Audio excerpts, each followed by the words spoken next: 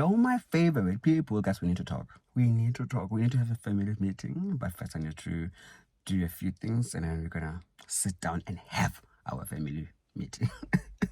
I know it's been a while.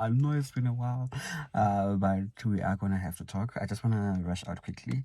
I need to fix up I need to cut this. I need to fix up this so that I can at least have a chat with you guys. A family meeting looking good, right? And I want to get myself on a new cologne. I feel like the news I'm gonna share. Yeah, we deserve a treat. I also need to go and get some shampoo because we are celebrating. We are celebrating, guys. We are celebrating good news. I know you guys saw the title. We are celebrating, so I need to do that. So yeah. So I need champagne glasses. I don't drink alcohol, so I don't have them. Then I need shampoo because we're gonna pop some shampoo and then the cologne. Then cut my hair and then whatever that I need. Yeah, I do. So let me just drive out so that I can come back quickly so that we can have our meeting. Yes, let me just go now. But we are gonna talk. We are gonna talk. Yes.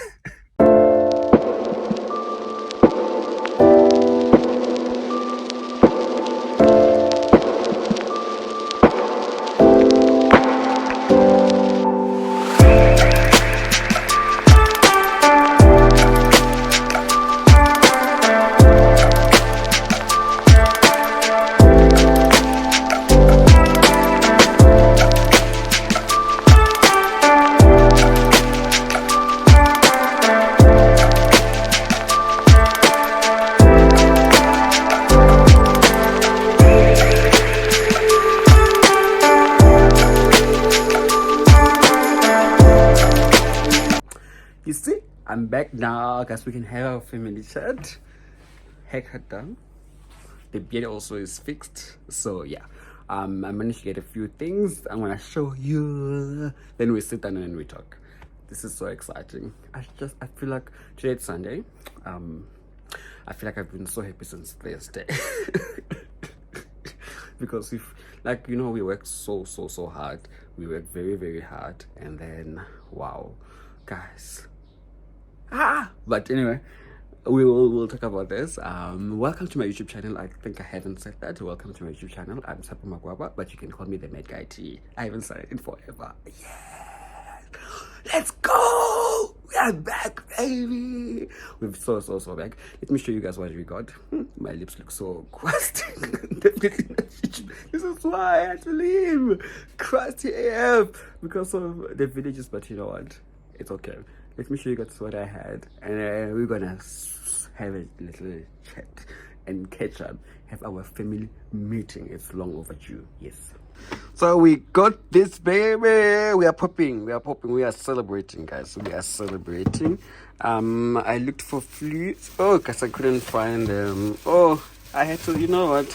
Living in the villages is so difficult. I went to so many shops. I went to game. I went to spa. This ShopRite ingzamile, guys. ShopRite ingzamile. I was like, okay, it is what it is.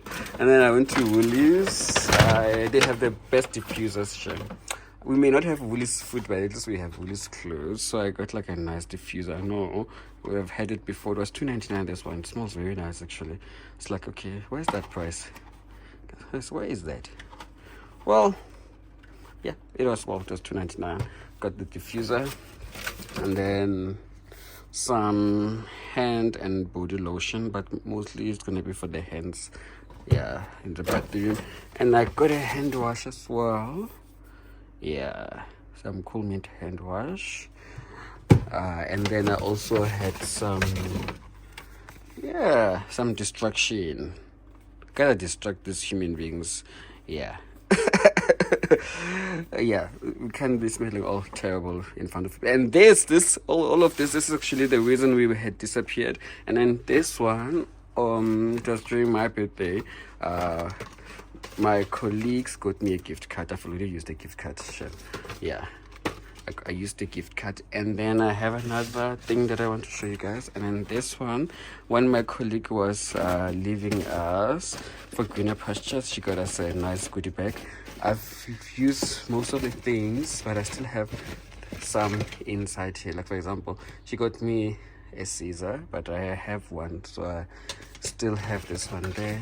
And then she had me like a nice stapler, but I have a stapler already that I was using, hence it's still in there, and a highlighter. So the idea of the gift bag for her was that she's giving us the things that she has in her own hospital bag. Yes, so yeah, so it was a very beautiful gesture to a very, very awesome, wonderful colleague. So anyway, I'm going to put this in the fridge for, let's say, 30 minutes or so, and then we're gonna pop baba, and then we're gonna have our young chat. Let me just put it in the fridge so that it can just cool down a little bit, and then we start speaking. Hello, my face. So finally I'm sitting down. Guys, I'm just trying to get him updates. I'm thinking, because I wanted to make a cute video for my TikTok, for my Instagram.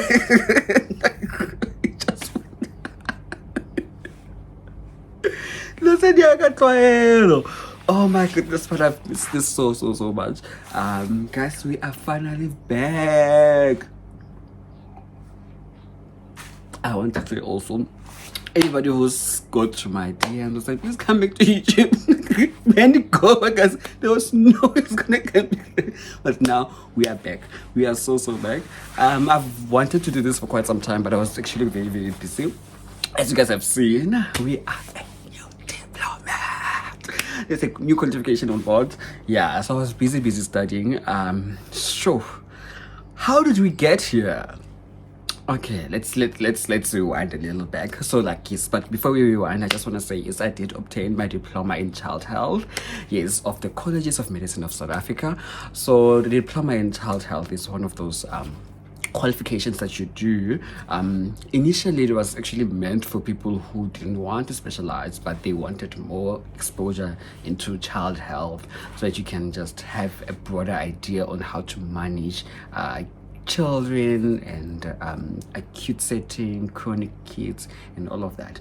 But now it has become a prerequisite when you're applying for your specialist post. So yeah, how did we get here? Because you guys know, if you were watching me last year, you knew that I was very, very certain during anesthesia, and I really still do love anesthesia. I mean, like, it's amazing. It's so amazing.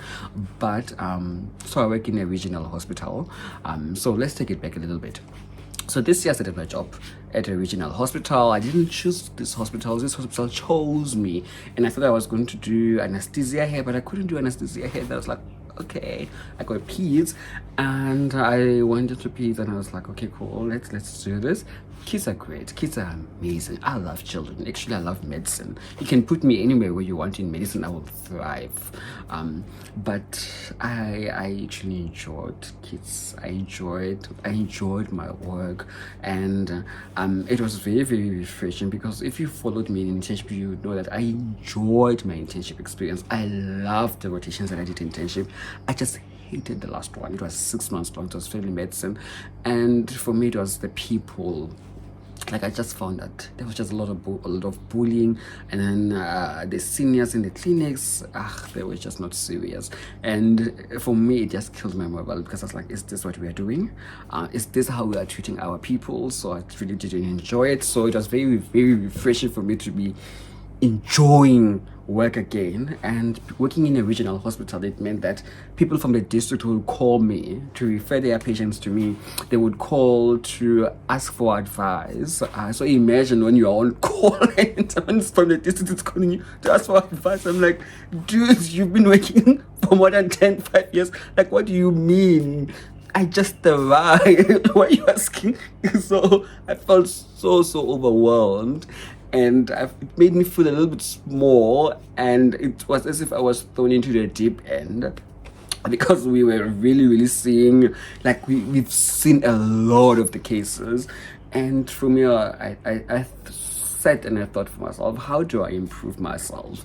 How do I ensure that when these people call me, I can pick up the phone and be able to advise them, and to not feel like, what are you saying? So for me, as the year went by, I decided that I'm going to do a diploma in child health of the CMSA, and I embarked on that journey. So it meant that studying regularly, and it was very, very difficult, guys. So working and studying is very, very difficult, I must admit. Now that I have done it, it was very, very challenging as well, because the number of calls I did, oh my goodness, I would have 6, 7, 8 calls a month. It felt so heavy. And remember, call, because what people don't understand is that for us, when we work, everyone works 40 hours a week. It's 8 to 4. It's 8 hours a day for 5 days. It's 40 hours. So we do the 40 hours. So when I do a call, what I normally say is that in a 16-hour call, I'm doing 3 days, because I'm doing 16, no. Yeah, in an 8-hour call, it's equivalent to 3 days. Yes, because it's 2 days actually. Yes, a 16-hour call is 2 days, and then a 24-hour call, yes, that's when you are doing like a lot. You're doing like 3 days, so it's 8, 16, 24. So it's as if you're doing 3 days of work in one day. So you get so tired. It's tiring. The day before the call, you need to sleep early, because on call you're going to be awake for 24 hours, so you have to be like really, really awake. And then the day after the call, because you don't leave work, doctors don't knock off at 8. You stay, you do the work, it can push to like 12 o'clock to 2 p.m. the next day, and when you get home you just want to sleep. And the day after the call, then you are so exhausted. So navigating all of that with calls coming like every now and then, it was very difficult, and you still have to study. But I had made the commitment to myself, and I was like, I want to study, I'm going to study. And I was like, I'm pushing myself for it. And the cost was not also very cheap. It was 18,000 actually for the diploma. Was like, after I had paid, I was like, okay, we need to study very hard. So yeah. So I went and I studied for the diploma. I registered with the College of Medicine of South Africa, which is the elite college. Yes, everyone wants to be there. All the specialists are part of that. That's like our biggest college in South Africa for medicine, to specialize in everything. Everybody wants to be a part of it. So yeah, so I registered my DCH and I started studying. It was quite interesting, and every time I started, for me, I felt like I know more and more all the time, and it made work also more enjoyable, because you know things. Kids come and you are not frightened by them, because you are studying. Because had I not registered for the diploma, I was not going to study as much as I did, because I had paid the 18,000. Now I had to really study and pass. But yeah, so we wrote the theory test. It was in July. Yes, and then it was 2 papers. They covered everything in peace. I mean, like, it was so broad. They never said like they will focus on common things. So then, after you've done the practical, the theory, you have to have a practical exam, but you have to like qualify to write the practical exam. So you have to pass. Now they use the Cohen 60 method to grade us, so, which is like, which means now the pass mark is not really 50%. The pass mark depends on how good or how bad everyone does. So my goal was like, okay, cool. If that's the pass mark for me, the pass mark, I should be the person who's gonna pull up the pass mark, not drag it down. So that's how I approached it. I studied for the theory, I passed the theory. Okay, then I went to the practical exam. Okay, let me just have it. That's it, guys. We are celebrating, right? We are celebrating. We're having fun. So, time for the practical exam. Preparing for the practical exam is not very difficult. Doing the practical exam, that's the difficult part, because for me, I come across as somebody who is very sociable. Like, what? I don't even know English anymore. Yeah, I come across as somebody who is an extroverted person online, but in all honesty, I'm an introvert. Like, so I get so. Sometimes I get like the imposter syndrome jumps out, especially during practical exams. That's one thing I've noticed, because you feel like you don't know a lot, and oh god, you psych yourself, you are in your thoughts, and you're like, I could do these things. But I was very, very fortunate in that I had my colleagues who were very, very supportive. They really, really had me up. You know, there were days where I felt like, what am I even doing? I'm going to pass.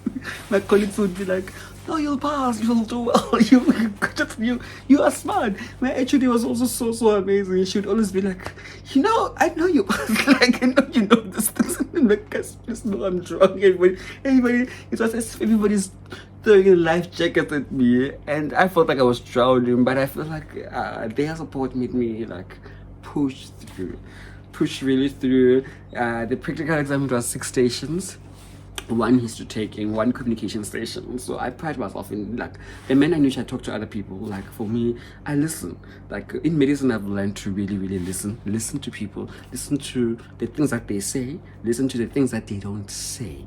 So you need to add feelers, and then also always ask people, like when they are in front of you, like, what can I do for you? What are you here for today?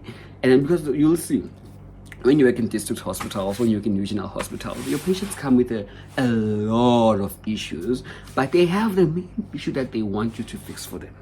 Sometimes it's just like they want a SASA form, and then you can fill in the SASA form because you know that your patient has cerebral palsy, the mom is struggling, then you have to fill in the form. But we need to also make life easier for this particular patient. I'll make a very, very practical example. Recently, I had a young boy who came with the grandmother.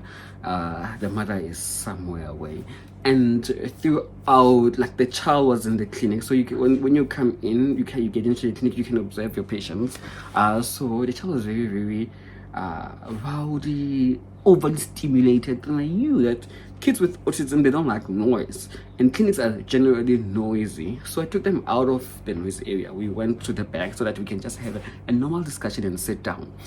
And in that, discovered that there are other issues. The fact that the medication that we are giving, the mom is just here to renew the script because the medications are finishing. But for me, in all of that experience, I realized that the dose that we are giving this child is actually quite low, because they cannot, if they are behaving like this in the hospital, imagine what they are doing at home. Imagine how this grandmother is also suffering. So there's different patients now that I have to treat. I have to treat the young boy, I have to increase his dose so that I can optimize it. But now the grandmother as well, I have to help her in terms of refer her to somebody, refer her to a social worker as well, because the mom is not here, the mom is away, and the grandmother is old. So you see, you help your people, you see your people beyond their illnesses. That's the nice thing that I love about working in district and rural places, that our patients are not just symptoms. Our patients, we know them by name, we know them by name. We try to better their social circumstances. So I don't just want to heal you. Another practical example, like especially this one story that I really, really love a lot. There was this child that kept being admitted for severe acute malnutrition, and once we had solved their social issues, we could solve the malnutrition. The fact that the child was on a normal grant, but because this child is a CP, also now presenting with SAM every now and then, once we had applied for a care dependency drug grant, and the mother was receiving it, the child could actually improve. The mother comes now for other things. She shows us the baby. She's a proud mother. She went from the mother that was so shy and so embarrassed about a kid to a one that can be like, this is my baby. So that's the thing that we do. That's how I was just talking about the communication station, but now I just went on and communicated ADHD. I'm so sorry.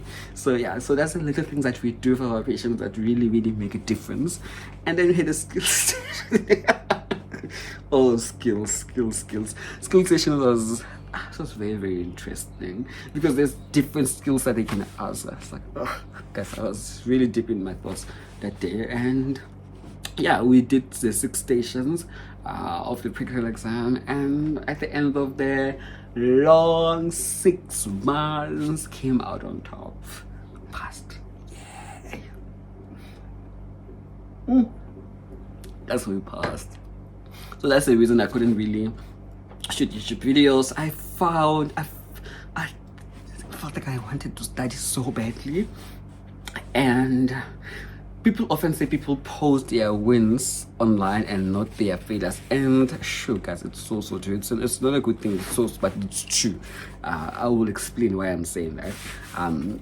The one thing is, once I had started the diploma and I was off YouTube, I wanted to shoot YouTube videos so much. I wanted to document the process so much, but I had this thing that kept on saying to me, what if you fail? What if you fail? So my thing was, now, because I was in my thoughts so much, I was like, if I fail, I'm not even gonna mention this. So it's something that never even happened, but I robbed myself of that, the fact that I could have documented it. And even if I fail, like, sometimes if you fail, failing is not a bad thing. It's sad, but you can improve, you can change, you can be like, where did I go wrong, so that I can improve and do better in the next time. But that's just life. People don't post their losses, everyone just posts their wins online. So remember that. So when you're going through difficulties, just remember, people don't post their losses online, they post their wins. So don't feel bad. We are also going through other things on the side that we don't talk about, but wow guys, utiko omkhulu, honestly. And I'm in awe of everything. I've had my results on Thursday. It's Sunday today, and I was on call on Thursday. I was post call on Friday. I was on call yesterday on Saturday. I'm post call today on Sunday. And wow, we did it. We won. We won. Life happened in between. Sure, life happened in between, just not so nice. Also, a month before I wrote my theory exam, my aunt passed away, my mom's sister, and that took a week for my study. And now I couldn't even grieve her, because I was like, I need to read, I need to study, because exams are close. So I wrote my theory exam, and lo and behold, a month before my practical exam, my grandmother passed. I was like, what is going on this one? Oh god, I laugh as a coping mechanism. I'm so sorry. So when that happened, I was like, oh, what does this mean for me now? Like, what does this mean for me? But anyway, I still pushed through and I studied, and I passed both of them. I passed. It's December now. Community service is finishing. It was a long 12 months in the road. Yes, but we made it. What's next? I don't know what's next. I don't know. It's December. I don't have a contract for next year, but it's fine. I'm not worried about next year, actually. I'm writing another major exam. So I'm writing my part ones in February. So don't tell anyone, but I want January off. I would be so happy if I don't work January and February. I just need some time off. Honestly, I've done so much that I need some time off. I need a career break, and then March I'll go back into the working scene. And I don't think I'll be unemployed for too long. I'm too good to be unemployed for too long. But no, there's a lot. I shouldn't say that. There's a lot of doctors who are very good who are at home, and it's not because they are bad. It's because the government has wasted so much money. You see what happened with Tembisa, but I know God will provide. I know something will come out, and yeah, we will be back in, guys. I think, don't tell anybody, but I feel like I've fallen in love with Pete so much that I'm gonna be a pediatrician, and I think I'm gonna be a very badass good one. Listen, I will. I'm in awe of how much growth has happened over this year in terms of myself as an individual. Then when I knew I talk to patients, then when I interact with people, like, I reflect, and it's not even to be like boastful and ego thing. I'm very humble. I don't fight with anybody at work. I'm having the same mood at work all the time, even when I'm going through my own things. Sometimes I'm just a little bit too quiet, because I feel like I'm falling apart inside. I'm grieving the people that have died in my life. I'm grieving the patients that I really hoped they would leave and they didn't. But most of the time, I'm very cheerful at work. I want to do things better. I want to improve on myself. I want to make life better for the patients that I see. So amazing. And beyond all of that, I love my work. I love my work. It's been a very good year that one has grown a lot. and I'm very, very appreciative of everything that has happened, and I'm choosing to trust on God to say that something will come up. We are going to specialize like that. I'm not even scared to say. And it's so amazing, guys. Please go after your dreams. Go after the things that you love. Don't let anything like stand in your way. Don't let people tell you otherwise. Don't let people tell you that you're not ready for things. Just go for it, please, for my sake. For my sake. If there is one thing that you're going to take from this video, is please go after your dreams. I'll share a little about myself. People who've followed me for many years with the earlier videos, probably they know this. But for me, my dad died when I was very young. My dad died when I was only 2 years old. My mom died when I was in grade 10. I was writing my final exams of grade 10. My mom died when I still had physics to write. I still had chemistry to write. I still have life sciences, both here 1 and 2 to write. And I wrote all of those papers, and I still came out #1 in my class. I don't know. God has been so great. I finished my matric. I went to the UFS. I did my BSc. I passed it. I did my honors degree. I passed it. I did so well. I remember my final year of my BSc degree. I had distinctions in almost all my modules. I had 6 out of 8 distinctions. I did my honors. I finished my honors with a very, very good 73% average. I missed the cum laude by 2. It's fine. I went on to do a year of my master's degree. Someone said I must finish it. I don't know if I want to go back, but maybe I'll revisit it, because I had done all the lab work. All that was left was to write. But I got into medical school and I left that. But maybe one day I'll go back and just finish writing that.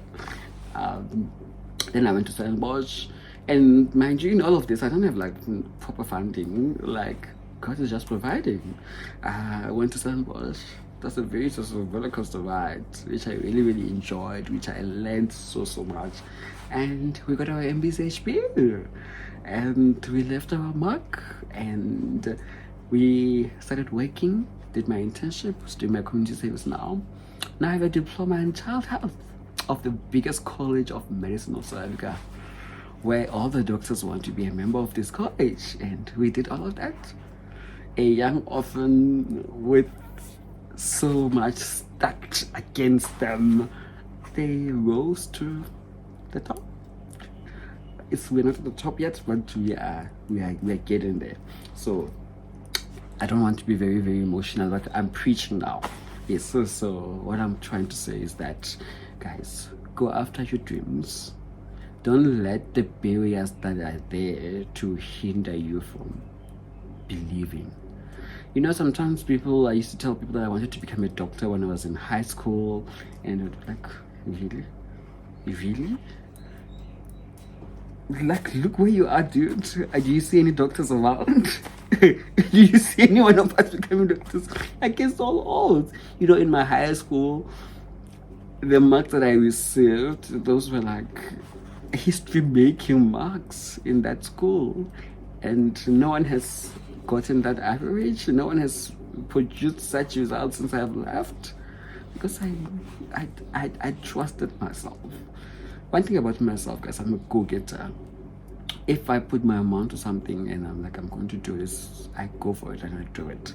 I want you guys to do the same. Go after the things that you love. Go after your dreams fearlessly. Just trust in God.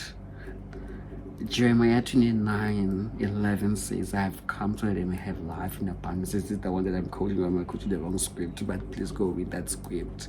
And is it when the time is right? I don't will make it happen. Well, my mom would be so disappointed that I can't go to the correct, because I know one is Isaiah that I read a lot, and Jeremiah also I do also read. But anyway, guys, let me not remember. I've been talking for 23 minutes and I have got 6 minutes from the other clips. So hopefully you guys, we are celebrating. We are graduating next year. We are graduating, guys. We are graduating. God, it's so amazing. God, it's amazing all the time. We are back, baby. Please tell your friends that the America is back online, and we will be back with more videos. And please tell your friends that I'm looking for a job. So many qualifications. God will provide, and that is not going to be something that's going to hinder us. So until the next time, please keep walking.